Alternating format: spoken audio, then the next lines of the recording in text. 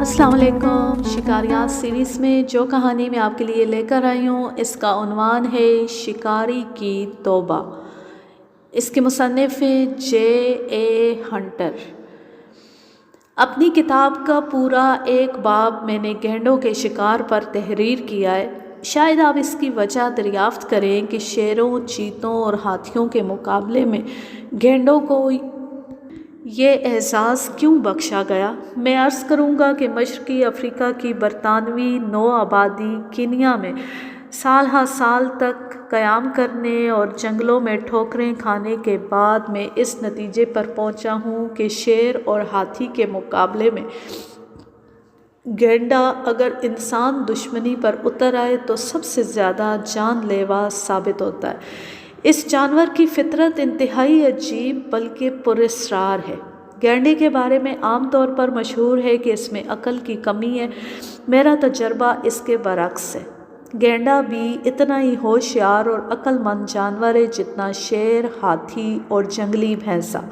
یہ اور بات ہے کہ گینڈا بعض اوقات اپنی فطری آرام طلبی کے باعث شکاریوں کے ہتھے چڑھ جائے، ورنہ جس طرح وہ اپنے بچاؤ کی تدبیریں اختیار کرتا ہے وہ اس بات کی دلیل ہے کہ گینڈا جنگل کے عقل مند اور قوی جانوروں میں سر فہرست ہے۔ اس مختصر تمہید کے بعد میں اصل قصے کی طرف آتا ہوں جو میری شکاری زندگی کے تمام واقعات و حادثات میں ایک نمایاں حیثیت رکھتا ہے۔ مشرقی افریقہ میں میخاوس کا ضلع گینڈوں کی کثرت کے لیے مشہور ہے۔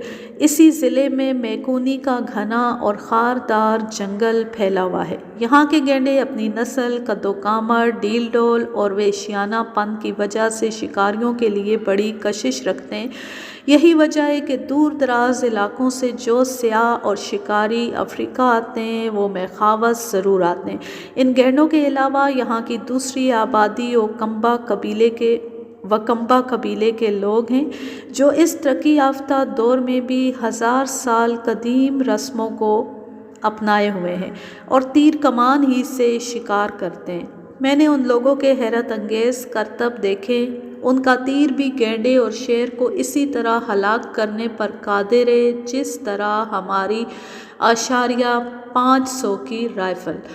جس زمانے کا میں ذکر کر رہا ہوں ان دنوں کپتان ریچی کینیا کے گیم وارڈن تھے اور علم الحیوانات کے مانے ہوئے استاد۔ حقیقت یہ ہے کہ افریقی جانوروں کے بارے میں کپتان ریچی کی معلومات بہت زیادہ تھیں۔ وہ سن 1929 سے لے کر سن 1940 تک افریقہ میں رہے اور اس دوران میں انہوں نے حقیر کیڑے مکوڑوں سے لے کر ہاتھی جیسے گرانڈیل حیوان تک پر تحقیق کی اور دنیا کے سامنے معلومات کا یہ خزانہ کئی کتابوں کی شکل میں پیش کیا۔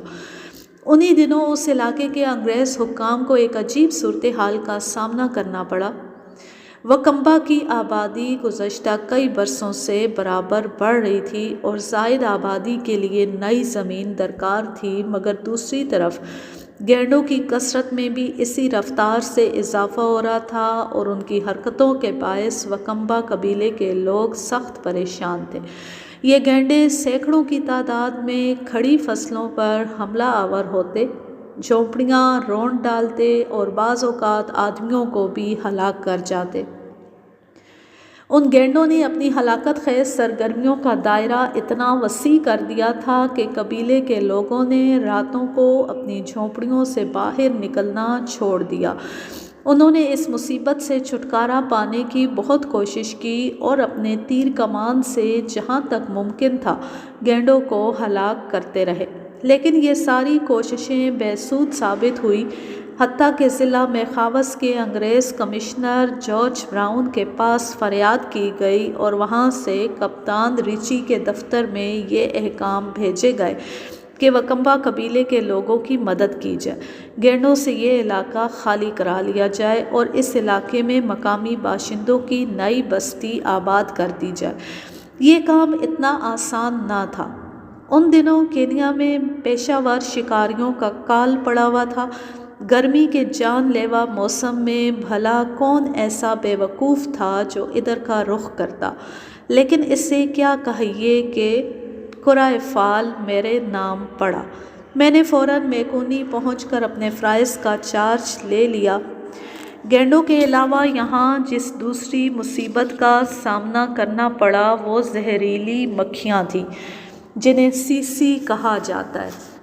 ان مکھیوں کے ڈنک میں زہر کی اتنی مقدار ہوتی ہے کہ چھوٹے موٹے جانور یا تو بیمار ہو جاتے ہیں یا مر جاتے ہیں۔ یہ مکھیاں گینڈوں کے خون کی بڑی پیاسی ہیں، اور جب آپ مکھیوں کا بادل کسی جھاڑی کے اوپر دیکھیں تو فوراً سمجھ جائیے کہ اس جھاڑی کے اندر کوئی گینڈا ضرور موجود ہے۔ میکونی کے اس جنگل میں سیسی مکھیوں کی دو قسمیں پائی جاتی ہیں، ایک وہ جن کی جسامت ذرا بڑی ہوتی ہے اور ڈنک چھوٹا۔ یہ مکھیاں اتنی زہریلی نہیں ہوتی اور صرف گینڈوں کے خون پر پرورش پاتی ہیں۔ دوسری مکھیاں جسامت میں چھوٹی لیکن ڈنک بڑا اور نہایت زہریلا رکھتی ہیں۔ ان کے ڈنک کا اثر فوری ہوتا ہے اور آدمی اپنے جسم میں سے آگ نکلتی ہوئی محسوس کرتا ہے۔ اگر فوراً علاج نہ کیا جائے تو اس کا زہر جسم میں پھیل کر موت کا سبب بن جاتا ہے۔ یہ مکھیاں گینڈوں کے علاوہ مویشیوں، کتوں اور انسانوں پر بھی ٹڈی دل کی طرح حملہ آور ہوتی ہیں۔ اب مسئلہ گینڈوں سے زیادہ ان آفت جاں مکھیوں سے نمٹنے کا تھا۔ گینڈوں کو بھگانے کے لیے ضروری تھا کہ پہلے جھاڑیاں صاف کی جائیں، اور جھاڑیاں صاف کرنے کا نتیجہ یہ نکلتا کہ مکھیوں کا یہ ٹڈی دل قبیلے کی بستیوں کا رخ کرتا اور مویشیوں اور انسانوں پر قیامت بن کر ٹوٹ پڑتا۔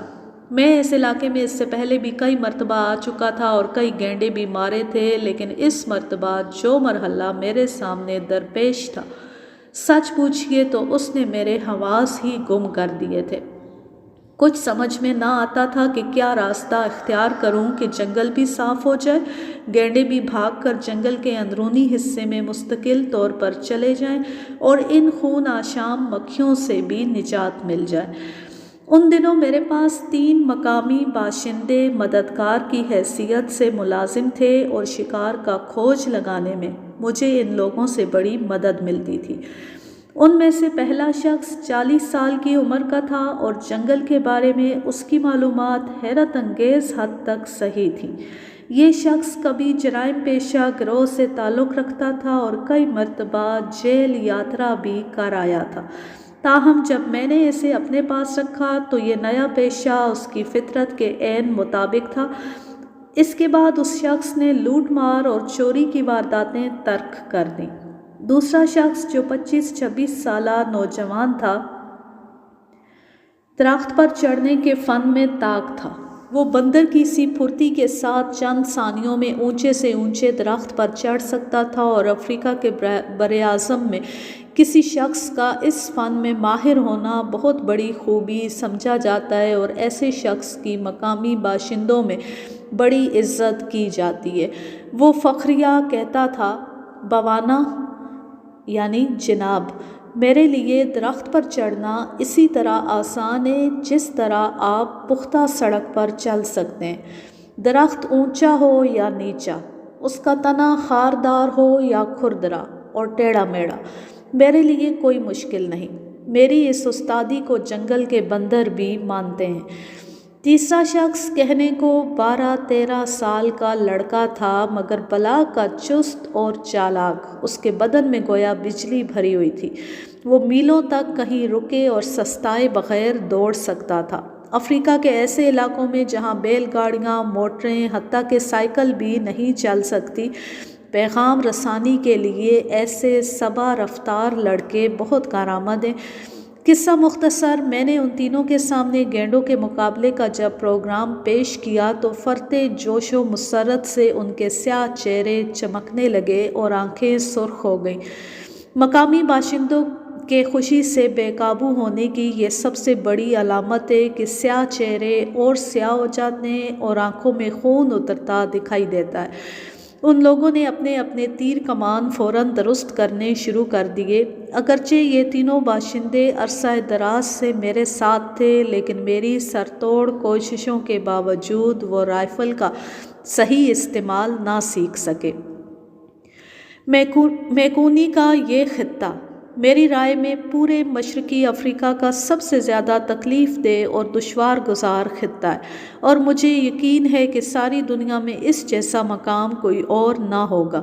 یہ جنگل نہ زیادہ گھنا ہے اور نہ بالکل ہموار میدان ہے، بلکہ اونچی نیچی خاردار جھاڑیوں کے طویل سلسلے ہیں جو بے ترتیبی سے پھیلتے چلے گئے ہیں۔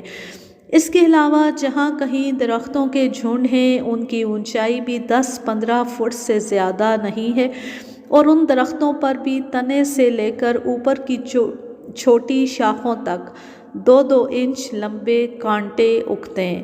یہاں کی زمین خشک، ریتلی اور کسی قدر سرخ رنگ کی ہے، جس کو دیکھ کر طبیعت میں ایک قسم کی وحشت پیدا ہوتی ہے۔ چونکہ زمین نرم اور ریتلی ہے، اس لیے قدموں کے نشانات اس پر اچھی طرح واضح ہوتے ہیں، اور شکار کا سراغ لگانے میں ان نشانات سے بڑی مدد ملتی ہے۔ لیکن کہیں کہیں 15 فٹ اونچی گھاس کے اتنے گھنے جھنڈ بھی ہیں جنہیں عبور کرنا انسان کے بس کی بات نہیں، اور جنگلی درندے گھاس کے اس جھنڈ میں اکثر آرام کرتے ہیں۔ اس علاقے میں بعض مقامات کی مٹی ایسی بھی ہے جو سورج کی تیز دھوپ میں تپ کر لوہے کی مانند ٹھوس اور سخت ہو جاتی ہے، اور اسے توڑنے کے لیے کافی مشقت کی ضرورت پڑتی ہے۔ برطانوی گورنمنٹ نے اس عجیب مٹی سے خوب فائدہ اٹھایا ہے، اور سارے کینیا میں نہایت عمدہ سڑکیں اسی مٹی سے تیار کر دی ہیں۔ اس مٹی پر قدموں کے نشانات بالکل واضح نہیں ہوتے، البتہ ان علاقوں میں رہنے والے پرانے شکاری یہ نشانات سونگھ سونگھ کر اپنے شکار کا تعاقب کرتے ہیں۔ جس روز میں میکونی پہنچا، اسی روز وکمبا قبیلے کا سردار، جس کا نام موتوکو تھا، مجھ سے ملنے آیا، اور اس نے بتایا کہ گزشتہ کئی ماہ سے گینڈوں نے بستی کے لوگوں پر آفت ڈھا رکھی ہے، فصلیں تہس نہس کر دیں، جھونپڑیاں گرا دیں، اور بستی کے کئی آدمیوں اور بچوں کو بھی ہلاک کر دیا۔ یہ گینڈے اپنی کثرت کے باعث اتنے شوخ اور شریر ہو گئے ہیں کہ دن رات کے 24 گھنٹوں میں ایک لمحے کے لیے بھی چین نہیں لینے دیتے۔ وہ گروہ کی صورت میں گاؤں پر حملہ آور ہوتے ہیں، اور ایک سرے سے دوسرے سرے تک دوڑتے ہوئے نکل جاتے ہیں۔ میں نے موتوکو سے کہا کہ کمشنر صاحب نے مجھے تمہاری مدد کے لیے بھیجا ہے، اور اب ہم مل کر اپنے ان دشمنوں کا مقابلہ کریں گے۔ یہ سن کر وہ بہت خوش ہوا۔ یہ عجیب بات ہے کہ ایک دوسرے کے پڑوسی ہوتے ہوئے وکمبا قبیلے کے لوگ ماسائی قبیلے سے کوئی مناسبت نہیں رکھتے۔ ان کے قد چھوٹے اور جسم مضبوط ہوتے ہیں، جبکہ ماسائی لمبے اور ہلکے جسم رکھتے ہیں۔ ان کے ہونٹ بھی ماسائی لوگوں کے مقابلے میں بہت موٹے ہوتے ہیں، اور رنگ توے کی مانند چمکدار۔ ماسائی جنگجو ہیں، تو وکمبا لوگ شکاری کی حیثیت سے مشہور ہیں۔ ان کا خاص ہتھیار کمان اور زہر آلود تیر ہے۔ ان کی کمانیں بے حد مضبوط، اور تیروں کے سرے سوئی کی مانند نوکیلے اور کئی انچ لمبے ہوتے ہیں۔ میں نے اور میرے ملازموں نے اپنی مہم کا آغاز کرنے سے پہلے ایک ہفتے تک وکمبا گاؤں میں قیام کیا، اور سردار موتوکو کی میزبانی کا خوب لطف اٹھایا۔ اس دوران میں نے اپنے ملازموں کو رائفل چلانے کی دن رات ٹریننگ دی، اور انہیں اتنی مشق کرا دی کہ رائفل سے اچھا خاصا نشانہ لگانے لگے۔ اس عرصے میں ہم نے وکمبا لوگوں کی مخصوص زبان کے بہت سے الفاظ بھی کام چلانے کے لیے سیکھ لیے۔ میں جتنے عرصے تک وکمبا میں رہا، میں نے تہذیب و تمدن اور سائنس کی دنیا سے بہت دور ان سیدھے سادے قدیم جنگلی حبشیوں کو نہایت ایماندار، بے حد جفاکش، محنتی اور ملنسار پایا۔ دنیا میں پھیلی ہوئی وہ سینکڑوں برائیاں جو آج کل فیشن میں داخل ہیں، ان باشندوں کی تہذیب میں کہیں وجود نہیں رکھتی۔ ان کو معلوم ہی نہ تھا کہ قتل، چوری، جھوٹ اور دوسرے کے مال پر بری نظر رکھنا کیا چیز ہے۔ یہاں ہر شخص محنت کر کے اپنی روزی کماتا ہے، عورتیں بھی ہر قسم کے کاموں میں اپنے مردوں کا ہاتھ بٹاتی ہیں، حتیٰ کہ چھوٹی چھوٹی بچیاں بھی بیکار نہیں بیٹھتی اور کسی نہ کسی کام میں لگی رہتی ہیں اور جنگل سے لکڑیاں چن چن کر لاتی ہیں۔ مجھے حیرت اس پر ہے، اس وزن پر ہے جو وکمبا قبیلے کی عورتیں اپنے سروں اور پیٹھ پر لاد کر آسانی سے چلتی ہیں۔ میرا اندازہ ہے کہ یہاں کی ایک عورت 2-2.5 من وزن بخوبی اٹھا لیتی ہے۔ نوعمر لڑکیاں بھی 150 پاؤنڈ وزن آسانی سے اٹھا لیتی ہیں۔ اس کی بڑی وجہ یہ ہے کہ ہوش سنبھالتی ہی انہیں محنت کرنے کی عادت ڈال دی جاتی ہے۔ اتنا عرصہ گزر جانے کے بعد بھی جب یہ سترے میں انگلستان کے ایک دور افتادہ گاؤں میں بیٹھا سپرد قلم کر رہا ہوں، وکمبا قبیلے کے لوگوں کی حسین یاد میری زندگی کا قیمتی سرمایہ ہے۔ اسی گاؤں میں پہل میری ملاقات مولمبی شکاری سے ہوئی۔ وہ وکمبا قبیلے ہی سے تعلق رکھتا تھا اور یہ میری خوش قسمتی تھی کہ اس یادگار مہم میں ایسا شخص مجھے مل گیا جو نہایت قابل اعتماد، وفادار اور بہادر آدمی ثابت ہوا۔ ہم دونوں ایک دوسرے کے اتنی جلد مزاج شناس ہو گئے کہ جب میں کینیا سے ریٹائر ہو کر انگلستان آنے لگا تو مولمبی آنکھوں میں آنسو بھر کر کہنے لگا، بوانا آپ جا رہے ہیں، مجھے بھی ساتھ لے چلیے، میں ایک لمحہ آپ سے علیحدہ نہیں رہ سکتا۔ مولمبی کا محبت آمیز ایثار ایسا نہ تھا کہ اسے رد کر دیا جاتا۔ میں اسے اپنے ساتھ انگلستان لے آیا اور وہ آج بھی اسی تندہی اور خلوص سے میری خدمت کر رہا ہے جس طرح آج سے 14 برس پہلے کرتا تھا۔ ایک رات کا ذکر ہے، گاؤں کے سبھی کتے بھونکنے لگے اور ان کے شور سے میری آنکھ کھل گئی۔ کتوں کا یوں مل کر بھونکنا اس بات کی علامت ہوتی ہے کہ کوئی درندہ انسانی بستی کے قریب آ گیا ہے۔ میں ابھی آنکھیں مل ہی رہا تھا کہ دفتن زمین لرزنے لگی اور پھر گینڈوں کے دوڑنے کی آوازیں اور ان کے حلق سے نکلتی ہوئی ہراہٹ نما چیخیں ایک قیامت برپا کرنے لگیں۔ گاؤں میں جیسے زلزلہ آ گیا، لیکن اس سے پہلے کہ کوئی شخص گینڈوں پر اپنا تیر کمان آزمائے، گینڈوں کی یہ فوج 10-15 جھونپڑیوں کو روندتی ہوئی نکل گئی۔ الصبح موتوکو کے ساتھ جب میں نے گاؤں کے حالات کا جائزہ لیا تو ہر طرف گینڈوں کے قدموں کے نشانات نظر آئے۔ ایسا معلوم ہوتا تھا کہ ان کی تعداد 15 اور 20 کے درمیان ہے۔ میں نے وقت ضائع کیے بغیر اپنے ساتھیوں کو جمع کیا اور ہم گینڈوں کے تعاقب میں روانہ ہو گئے۔ یہ تینوں شخص ننگے پیر تھے اور میں نے ربڑ کے جوتے پہن رکھے تھے۔ گینڈے کی قوت سماعت اس غضب کی ہوتی ہے کہ وہ ہلکی آواز بھی سن لیتا ہے اور فوراً چوکنا ہو جاتا ہے۔ ربڑ کے جوتوں کا فائدہ یہ ہے کہ ٹوٹی ہوئی شاخ یا خشک پتوں کے ڈھیر پر میرا پاؤں پڑتا تو آواز آنے سے پہلے ہی میں خبردار ہو جاتا اور اگلا قدم احتیاط سے اٹھاتا۔ تینوں سکاؤٹ اس خاردار جنگل میں ننگے پاؤں یوں دوڑ رہے تھے جیسے وہ کسی نرم اور دبیز قالین پر چل رہے ہوں۔ ہم کافی دیر تک گینڈوں کے پیروں کے نشانات کا تعاقب کرتے رہے۔ موسم چونکہ خشک ہو چکا تھا اس لیے زمین بھی سخت اور کھردری ہو رہی تھی اور ان نشانات کو بار بار جھک جھک کر دیکھنا پڑتا تھا۔ پہلا سکاؤٹ جوان نشانات کو سونگھنے کا ماہر تھا، سب سے آگے تھا۔ وہ کسی تازی کتے کی طرح رکے بغیر مسلسل آگے بڑھ رہا تھا۔ اچانک ایک جانب سے ایسی آواز میرے کانوں میں آئی جیسے کوئی جانور جگالی کر رہا ہے۔ یہ آواز اتنی صاف اور واضح تھی کہ ہمارے اٹھتے ہوئے قدم فوراً رک گئے اور ہم سب نے اس آواز کی طرف کان لگا دیے۔ 10 منٹ تک ہم بے حس و حرکت کھڑے یہ آواز سنتے رہے۔ یہ گینڈا ہی تھا جو شاخیں اور پتے چبا رہا تھا۔ آواز جس سمت سے آ رہی تھی اس سے اندازہ ہوتا تھا کہ گینڈا ہمارے بائیں ہاتھ پر ہے۔ اچھی طرح اطمینان کر لینے کے بعد ہم اس سمت میں پھونک پھونک کر قدم رکھتے ہوئے آگے بڑھے۔ ہمیں ڈر تھا کہ اگر گینڈے نے ہماری ذرا بھی آہٹ پا لی تو وہ رفو چکر ہو جائے گا۔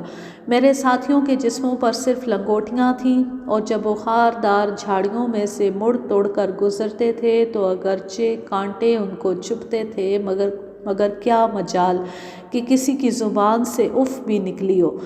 چند قدم چلنے کے بعد ہم رک کر آواز سن لیتے تھے۔ گینڈا بدستور جگالی کر رہا تھا۔ یکا یک یہ آواز تھم گئی۔ اس کے ساتھ ہی ہم بھی بے حس و حرکت اپنی جگہ کھڑے ہو گئے۔ پھر ہم نے جھاڑیوں میں سے جھانک کر دیکھا تو تھوڑے فاصلے پر گینڈا کھڑا تھا۔ اس کے کان آہستہ آہستہ ہل رہے تھے، گویا آواز سننے کی کوشش کر رہا ہے۔ گینڈا جھاڑیوں کے اندر اس حالت میں کھڑا تھا کہ اس پر فائر کرنا آسان نہ تھا۔ جب چند منٹ اسی طرح گزر گئے تو میرے ہمراہی اپنی فطرت کے مطابق بے چین ہونے لگے۔ یہ لوگ شکار کو سامنے دیکھ کر صبر کر ہی نہیں سکتے۔ ان کی خواہش یہ ہوتی ہے کہ فوراً ہی اس پر حملہ کر دیا جائے۔ گینڈے کی پشت پر چھوٹے چھوٹے چند پرندے بیٹھے ایک دوسرے سے لڑ رہے تھے اور گینڈے کو چونچے مارتے تھے۔ گینڈے کا جسم اتنا بھاری اور کھال اتنی سخت اور موٹی ہوتی ہے کہ پرندوں کے بیٹھنے کا بھی اسے احساس نہیں ہوتا۔ دراصل یہ پرندے گینڈے کے جسم سے چمٹے ہوئے کیڑے مکوڑوں اور جوؤں کو کھاتے ہیں۔ اگرچہ گینڈے کی بصارت تیز نہیں ہوتی اور وہ زیادہ فاصلے کی چیز اچھی طرح نہیں دیکھ سکتا، لیکن یہ چھوٹے چھوٹے پرندے اس کی ہر وقت رہنمائی کرتے ہیں، اور اس مرتبہ بھی یہی ہوا۔ پرندوں نے فوراً محسوس کر لیا کہ ہم انہیں دیکھ رہے ہیں، پس وہ چوکنے ہو گئے اور پھر دفتن اڑ کر ہماری طرف آئے اور جھاڑیوں میں چھپ کر زور زور سے بولنے لگے جیسے گینڈے کو خبردار کر رہے ہوں۔ جو ہی پرندے اس کی پشت سے اڑ کر ہماری جانب آئے، گینڈے نے منہ چلانا بند کر دیا اور فوراً چوکندہ ہو کر سامنے دیکھنے لگا۔ اس کے کان بھی باری باری آگے پیچھے حرکت کرنے لگے۔ پھر وہ آہستہ آہستہ قدم اٹھاتا ہوا ہماری جانب بڑھنے لگا۔ ہم نے اپنی اپنی رائفلیں تان لیں۔ گینڈا جب ہم سے صرف 10 گز کے فاصلے پر رہ گیا تو اس نے پہلی بار ہمیں دیکھا اور ٹھٹک کر ٹھہر گیا۔ اس کی دم اوپر کو اٹھ گئی اور ٹینکی کی مانند پیٹ کی حرکت میں بھی اضافہ ہو گیا۔ اس نے اپنے دشمنوں کو پہچان لیا تھا۔ اس کی گردن تن گئی اور ناک کے اوپر لگے ہوئے لمبے نوکدار سینگ کا سرا دکھائی دینے لگا۔ ایک لمحے تک وہ اپنی چندی چندی آنکھوں سے اس صورتحال کا جائزہ لیتا رہا۔ غالباً اس کے چھوٹے سے سر میں ننھا سا دماغ تیزی سے کام کر رہا تھا۔ خوراک خوب پیٹ بھر کر کھا لینے کے بعد کوئی جانور دنگا فساد کرنا پسند نہیں کرتا اور راہ فرار اختیار کرتا ہے، اور اس گینڈے کی بھی یہی کیفیت تھی۔ اس کے تیور بتاتے تھے کہ وہ لڑنے کے موڈ میں نہیں ہے، لیکن اس سیدھے سادے حیوان میں اتنی عقل نہ تھی کہ وہ مڑ کر جھاڑیوں میں چلا جاتا اور اس طرح اپنی جان بچا لیتا۔ اس نے پہلے 2-3 مرتبہ اپنے اگلے پاؤں زمین پر مارے اور بپھرے ہوئے سانڈ کی طرح اچھلتا ہوا ہماری جانب آیا۔ اسی لمحے میری رائفل سے فائر ہوا اور گولی گینڈے کے دائیں شانے میں پیوست ہو گئی۔ گینڈا لڑکھڑا کر گھٹنوں کے بل زمین پر گرا، مگر فوراً ہی لوٹ پوٹ کر کھڑا ہو گیا۔ اب اس کا قوی جسم دھونکنی کی مانند حرکت کر رہا تھا اور غیظ و غضب کی انتہا نہ تھی۔ اس کے شانے سے خون کی دھار ابل پڑی۔ وہ پہلے کئی گز پیچھے ہٹا اور پھر پوری قوت سے دوڑتا ہوا ہماری جانب آیا۔ ادھر میں بھی مستعد تھا۔ دوسری گولی بھی شانے پر لگی اور گینڈا ہمارے قریب آن کر گرا۔ میں نے اس کے بعد اپنے ساتھیوں کو للکار کر کہا کہ اس پر گولیاں برساؤ۔ انہوں نے حکم کی تعمیل کی اور 10 منٹ بعد قوی الجثہ گینڈا ختم ہو چکا تھا۔ اس کی موٹی کھال گولیوں سے چھلنی ہو گئی تھی۔ ابھی ہم اس کی کھال اتارنے کی کوشش ہی کر رہے تھے کہ ہمارے عقب میں لوگوں کے بھاگنے اور ان کی آوازوں کا شور سنائی دیا۔ آنن فانن قبیلے کے بے شمار لوگ ہاتھوں میں لمبے لمبے چاقو لیے نمودار ہوئے اور گوشت خور چیونٹیوں کی مانند گینڈے پر پل پڑے۔ وہ فرط مسرت سے بے قابو ہوئے جا رہے تھے۔ گینڈے کا گوشت ان فاقہ مست وحشیوں کے لیے نعمت غیر مترقبہ سے کم نہ تھا۔ میں نے انہیں روکنے کی کوشش کی مگر وہ نہ مانے، اور 15-20 منٹ میں گاڑھے گاڑھے خون اور ہڈیوں کے سوا وہاں گینڈے کا نام و نشان بھی باقی نہ رہا۔ ان لوگوں نے اس کی بوٹی بوٹی تقسیم کر لی اور پھر دیر تک آپس میں چینا چپٹی ہوتی رہی۔ میرے اندازے کے مطابق 50 من وزنی گینڈا پورے گاؤں کی ایک روزہ ضیافت کے لیے کافی تھا۔ ان کمبختوں نے اس کی انتڑیاں بھی باقی نہ چھوڑیں اور سب ہضم کر گئے۔ اس علاقے میں گینڈوں کو ختم کرنے کا یہ پہلا قدم تھا جس میں مجھے کامیابی نصیب ہوئی۔ اس کے بعد آئندہ 15 دنوں میں نے 12 گینڈے اور مارے اور انہیں ہلاک کرنے میں کسی خاص دقت کا سامنا نہیں ہوا۔ 16ویں روز مجھے معلوم ہوا کہ محکمہ زراعت کے افسر اعلیٰ مسٹر بیوالے مزدوروں، کلیوں اور لکڑہاروں کے جمع غفیر کے ساتھ میکونی میں آ گئے ہیں اور اب جنگل کو صاف کرنے کا ٹھیکہ ان کے پاس ہے۔ مسٹر بیوالے کے ساتھ بیٹھ کر میں نے کام کا تفصیلی نقشہ بنایا اور یہ طے ہو گیا کہ جس رفتار سے گینڈوں کا خاتمہ ہوتا جائے گا یا انہیں میلوں دور دھکیل دیا جائے گا، اسی رفتار سے خاردار جھاڑیوں اور درختوں کی کٹائی ہوتی رہے گی۔ ان کا کہنا تھا، میں نہیں چاہتا کہ میرے ساتھ آئے ہوئے آدمیوں میں سے کسی کی بھی جان ضائع ہو۔ اس معاملے میں ہر ممکن احتیاط کی ضرورت ہے۔ اگر ایسا حادثہ ہوا تو بقیہ مزدور کام چھوڑ کر بھاگ جائیں گے۔ آپ اپنے شکاریوں کو لے کر آگے آگے چلیے اور جب ایک علاقہ فتح کر لیں تو مجھے اطلاع دے دیجیے، میں پھر اپنے آدمیوں کو لے کر وہاں پہنچ جاؤں گا۔ اس سے اگلے روز ہم اپنی مہم پر روانہ ہو گئے اور آبادی سے بہت دور ایسے مقام پر جا پہنچے جہاں یک لخت زمین ڈھلانی شکل اختیار کر گئی تھی۔ یہ دراصل ایک بے آب و گیا وادی تھی جس کی دونوں جانب اونچے اونچے آتش فشاں پہاڑ تھے جو 1000 سال پہلے کبھی زندہ تھے۔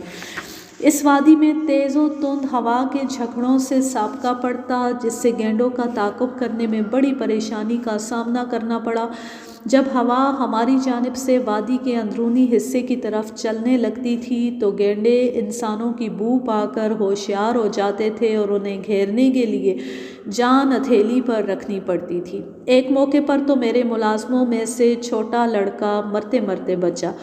قصہ یہ ہوا کہ اس نے رائفل چلانا ابھی سیکھا ہی تھا اور اسے کسی جانور پر آزمانے کا بہت شوق تھا۔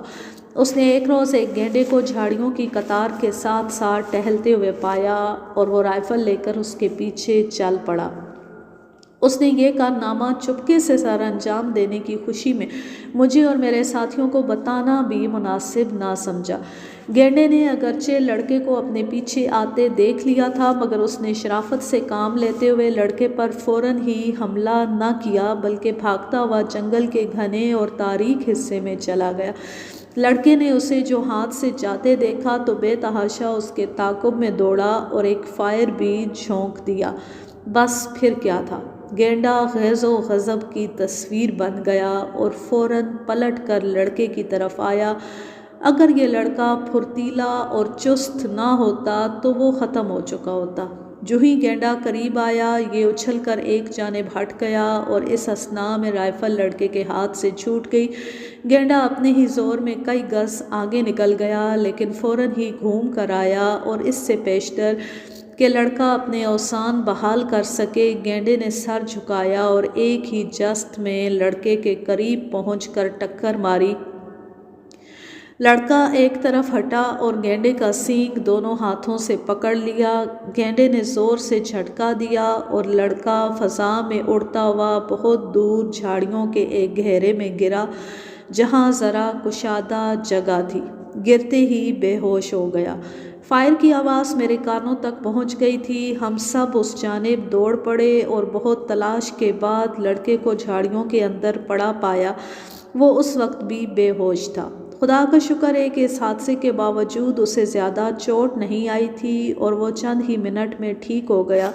جب میں نے اسے اس جلد بازی پر ڈانٹ ٹپٹ کی تو کہنے لگا، بوانا، مجھے بالکل پتہ نہیں تھا کہ گینڈا ریل کے انجن کی طرح ایک دم دوڑتا ہوا آئے گا۔ اس نے مجھے سنبھلنے کا موقع ہی نہیں دیا۔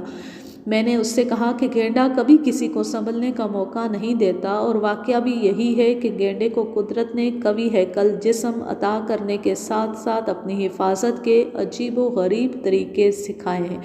دوڑ کر حملہ کرنے کا انداز ہی اتنا بھیانک اور روح فرسا ہے کہ عام آدمی تو کیا، ہاتھی جیسا عظیم ڈیل ڈول رکھنے والا حیوان بھی خوفزدہ ہو کر اس کا سامنا کرنے سے کتراتا ہے۔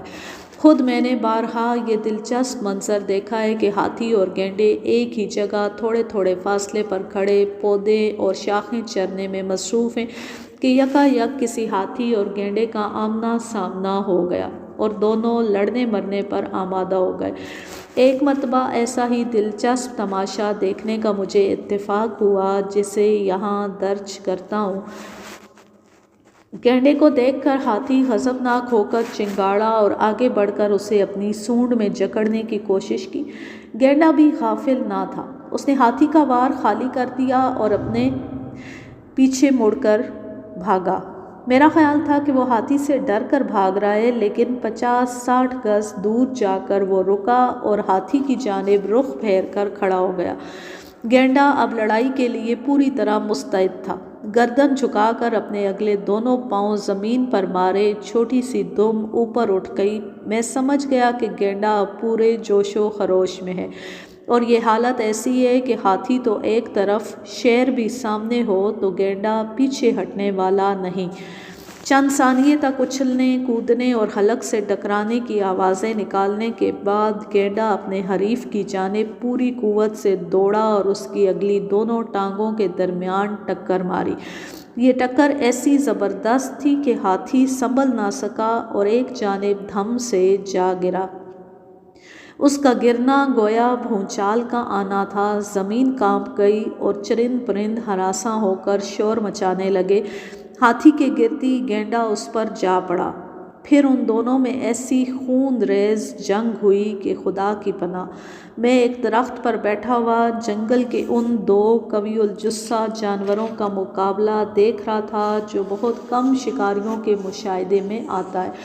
گینڈا اپنے حریف کو بری طرح رگڑ رہا تھا اور چند ہی منٹ میں اس نے ہاتھی کو بے دم کرنے کے بعد ٹکریں مار مار کر اس کا سارا جسم لہو لہان کر دیا۔ گینڈا بار بار پیچھے ہٹ کر اچھلتا اور اپنا لمبا نوکدار سینگ ہاتھی کے جسم میں پیوست کر دیتا، اور ہاتھی سونڈ اٹھا کر بھیانک آواز میں چیخ مارتا۔ اس نے کئی مرتبہ گینڈے کو اپنی سونڈ کے ذریعے قابو میں کرنا چاہا، مگر گینڈے کی پھرتی اور ہوشیاری کے آگے ہاتھی کی ایک نہ چلی۔ ہاتھی جب بالکل ہی نڈھال ہو گیا تو اس نے اپنے آپ کو گینڈے کے رحم و کرم پر چھوڑ دیا۔ اب گینڈا بار بار اس کے گرد چکر لگاتا اور اپنا سینگ اس کے گوشت میں گھونپتا رہا۔ نامعلوم ان کی لڑائی کب تک جاری رہتی کہ شیر کی گرج سے جنگل گونج اٹھا۔ غالباً وہ کہیں قریب ہی موجود تھا اور اس کے آرام میں اس لڑائی سے خلل پڑا تھا۔ شیر کی آواز سنتی ادھر میں نے اپنی رائفل سنبھالی، ادھر حیرت انگیز طور پر گینڈے اور ہاتھی نے اپنی جنگ ختم کر دی۔ چند منٹ تک دونوں ایک دوسرے کے قریب کھڑے ہانپتے رہے۔ اتنے میں شیر پھر دھاڑا تو گینڈا اچھلا اور دوڑتا ہوا ایک جانب چلا گیا۔ اس کے جانے کے بعد زخموں سے چور چور ہاتھی بھی آہستہ آہستہ چلتا ہوا دوسری جانب چلا گیا۔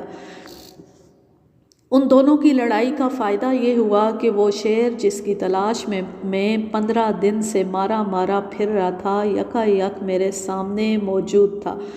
اس نے پہلے تو آ کر میدان جنگ کا معائنہ کیا، گینڈے اور ہاتھی کے جسم سے جو خون گرا تھا اسے سونگھتا رہا اور پھر منہ اوپر اٹھا کر دھاڑا۔ غالباً خون دیکھ کر اس کے پیٹ میں چوہے دوڑنے لگے تھے، اور یہ دیکھ کر میری حیرت کی انتہا نہ رہی کہ شیر گینڈے کی بو پا کر اسی جانب چلا گیا جدھر گینڈا گیا تھا۔ میں نے رائفل سے نشانہ لیا اور لب لبی دبانے ہی والا تھا کہ ایک دلچسپ واقعہ ظہور میں آیا۔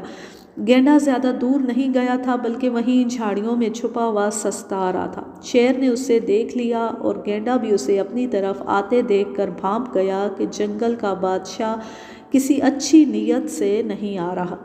پس ایک بار پھر وہ اپنے طاقتور دشمن سے دو ہاتھ کرنے نکلا۔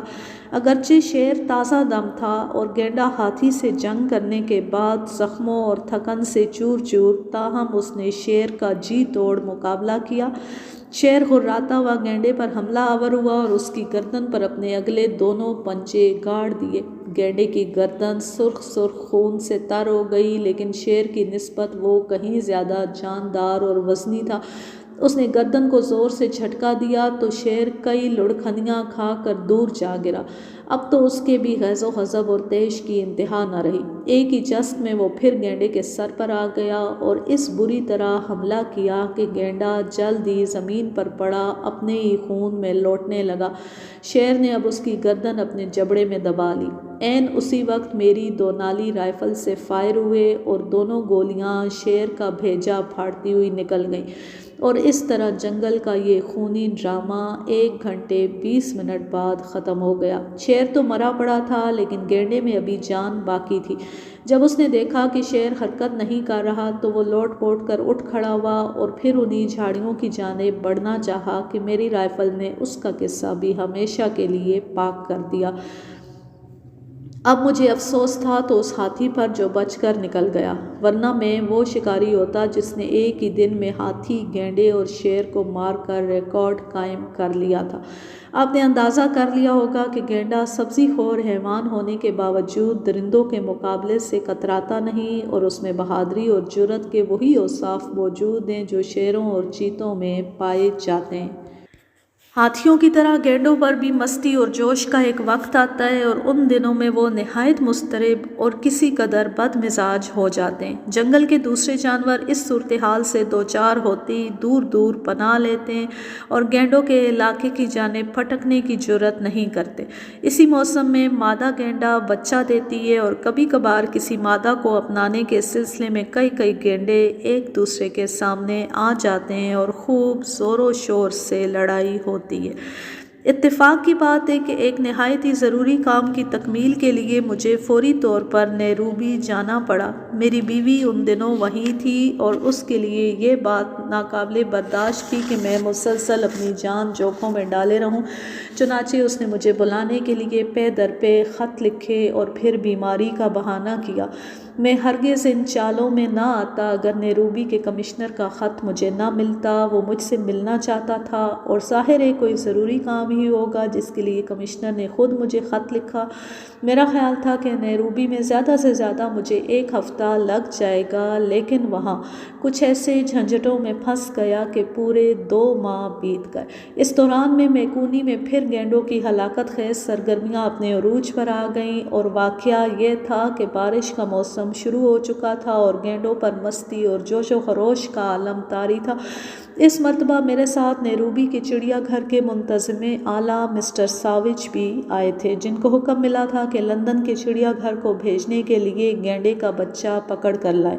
مسٹر ساوچ نے مجھ سے کہا کہ اگر گینڈے کے بچے کو پکڑ لیا جائے تو اس کی اچھی قیمت چڑیا گھر والوں سے وصول ہو سکے گی۔ چنانچہ میں نے اپنے نوکروں اور دوسرے باشندوں کو ہدایت کر دی تھی کہ اگر وہ کسی مادہ گینڈے کے ساتھ بچے کو دیکھیں تو فوراً مجھے خبر کر دیں۔ اب تک اس مہم میں 75 گینڈے ہلاک کر چکا تھا، اور یہ بلا شبہ ایسا ریکارڈ ہے جسے آج تک دنیا کا کوئی شکاری توڑ نہیں سکا۔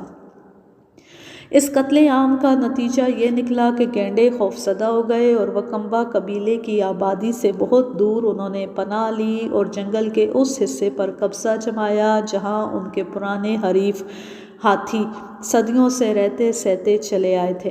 فیصلہ کیا گیا کہ گینڈوں کا مزید تعاقب کیا جائے اور انہیں کافی دور دھکیل دیا جائے تاکہ وہ عرصہ دراز تک انسانی بستیوں کا رخ نہ کریں۔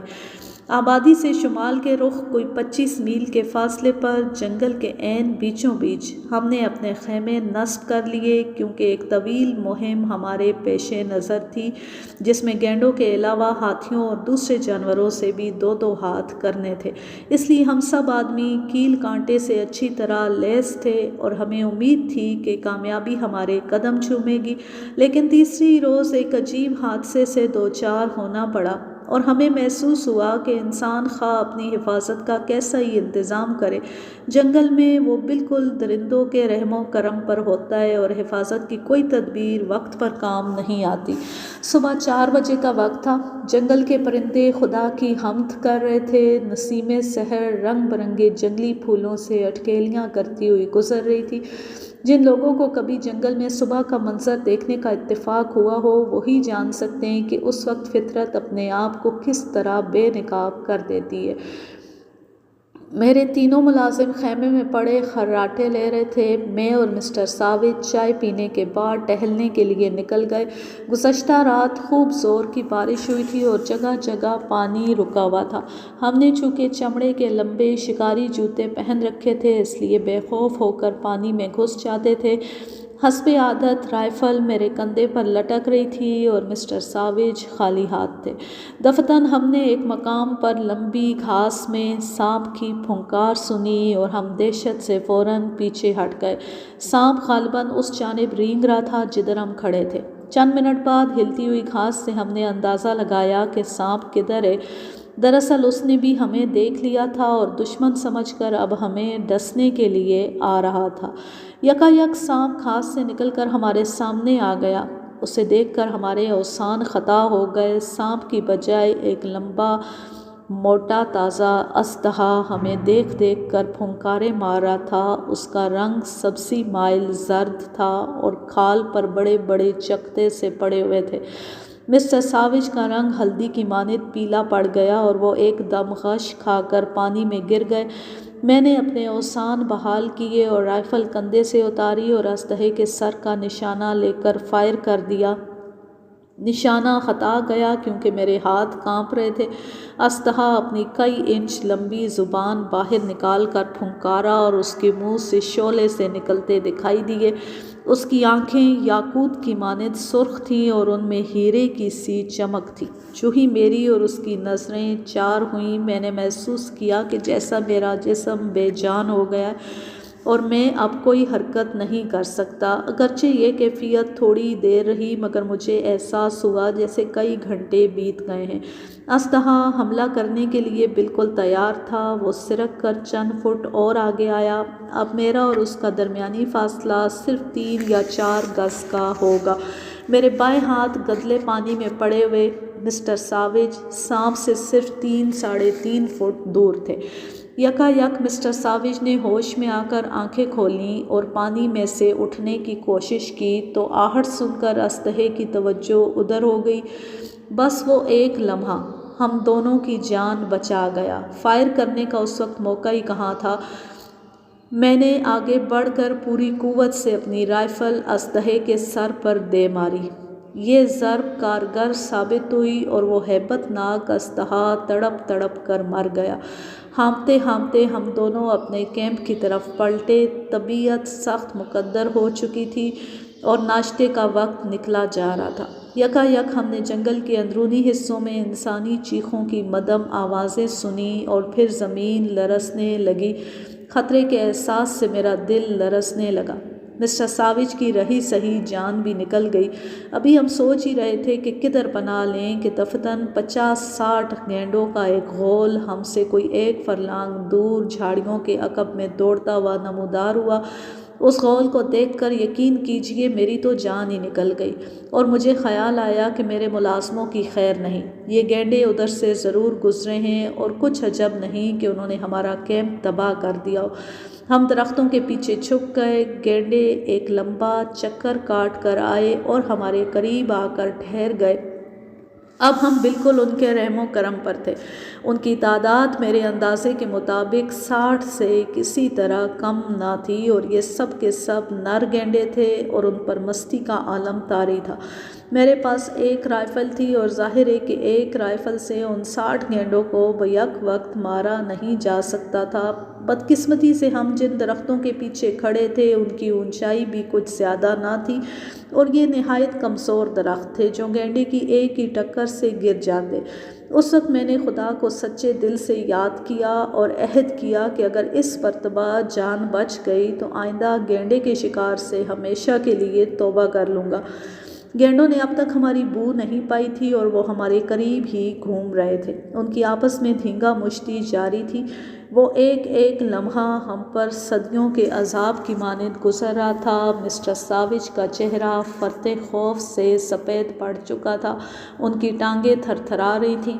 میری کیفیت یہ نہ تھی، تاہم موت کو اتنے قریب پا کر کوئی شخص بھی اپنے حواس پر قرار نہیں رکھ سکتا۔ میرا بدن بھی پسینے سے تر تھا۔ ہم دونوں درختوں کے ساتھ چمٹے ہوئے بے حس و حرکت کھڑے تھے۔ آدھے گھنٹے بعد گینڈوں کا سردار اچانک ایک جانب بھاگ نکلا اور پھر سب کے سب دوڑتے ہوئے اس کے تعاقب میں چلے گئے۔ تب ہماری جان میں جان آئی۔ افتاں و خیزاں اپنے کیمپ میں پہنچے تو وہاں ہوش ربا منظر دکھائی دیا۔ ہمارا خیمہ الٹا ہوا تھا اور ہر شے تہس نہس ہو چکی تھی۔ 2 ملازم تو غائب تھے اور سب سے چھوٹے لڑکے کی لاش کچلی ہوئی خیمے کے قریب پڑی تھی۔ ایسا معلوم ہوتا تھا کہ یہ بے خبر سو رہے تھے کہ گینڈوں کا لشکر ادھر آن نکلا۔ 2 ملازم تو فرار ہونے میں کامیاب ہو گئے، لیکن تیسرا گینڈوں کے پیروں تلے کچلا گیا۔ اس کی لاش کیما بن چکی تھی اور کوئی ہڈی سلامت نہ تھی۔ یہ حادثہ کم از کم میرے لیے ناقابل برداشت تھا۔ میں اسی روز میخاوس پہنچا اور بصد حسرت و یاس اپنا استعفیٰ کمشنر صاحب کے سامنے رکھ دیا اور ان کے احتجاج کے باوجود اپنا بوریا بستر باندھا اور اسی روز نیروبی پہنچ کر دم لیا۔ وہ دن اور آج کا دن، میں نے پھر کبھی گینڈے پر گولی نہیں چلائی۔ اس کہانی کے مترجم مقبول جہانگیر اور اس کا ماخذ اردو ڈائجسٹ اگست سن 1964۔ اب میں لیتی ہوں آپ سے اجازت۔ جہاں رہیں خوش رہیں، شاد و آباد رہیں، ہنستے مسکراتے رہیں اور اس ہلکے سے ایکو ایفیکٹ کو برداشت کرتے رہیں۔ اللہ حافظ، اللہ نگہبان۔